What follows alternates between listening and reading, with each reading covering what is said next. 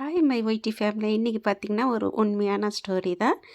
என்ன அப்படின்னா, ஒரு குடும்பத்தில் வந்து நல்ல வசதியான ஒரு குடும்பத்தில் ஒரு பொண்ணு இருக்காங்க. அவங்க வந்து ஒரு நல்ல மேரேஜும் பண்ணுறாங்க.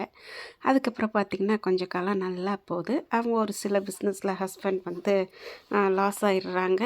அதுக்கப்புறம் பார்த்திங்கன்னா ஹஸ்பண்ட் அண்ட் ஒய்ஃப் வந்து ஜாலியானா ஒரு மீடியமாக தான் அவங்க எப்போவுமே இருப்பாங்க. அந்த டைமில் என்ன ஆகுது அப்படின்னு சொன்னால், இவங்க வந்து அம்மா அப்பா இந்த அவங்களோட மனைவிக்கு இருக்காங்கல்ல, அவங்கள வந்து அவங்க அப்பா இறந்துடுறாங்க. அதுவும் இறப்பு வந்து வேற ஒரு சொல்ல முடியாத ஒரு விஷயமான ஒரு இழப்பு. அதை வந்து அந்த பொண்ணால் தாங்கிடவே முடியல.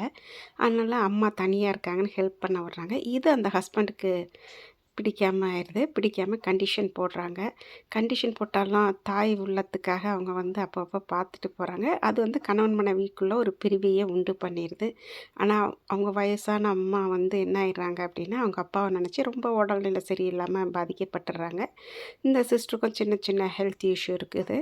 இப்படி நாட்கள் கடந்து கடந்து போகுது. இவங்களுக்கும் பசங்க எல்லாம் பெரிய லெவலில் இருக்காங்க. ஆனால் பார்த்திங்கன்னா யாருமே வந்து ஃபோனில் பேசுவாங்களே தவிர யாருமே இவங்கள வந்து பார்க்காத ஒரு சுச்சுவேஷனுக்கு போயிடுறாங்க.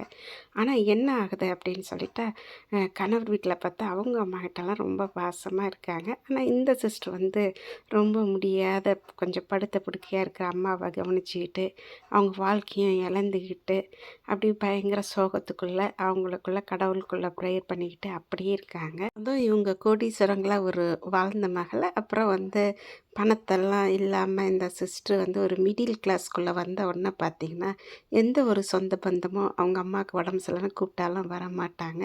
தனியாக போராடிட்டு இருக்க பெண். அவங்களுக்காக நம்மளும் ப்ரே பண்ணுவோம்.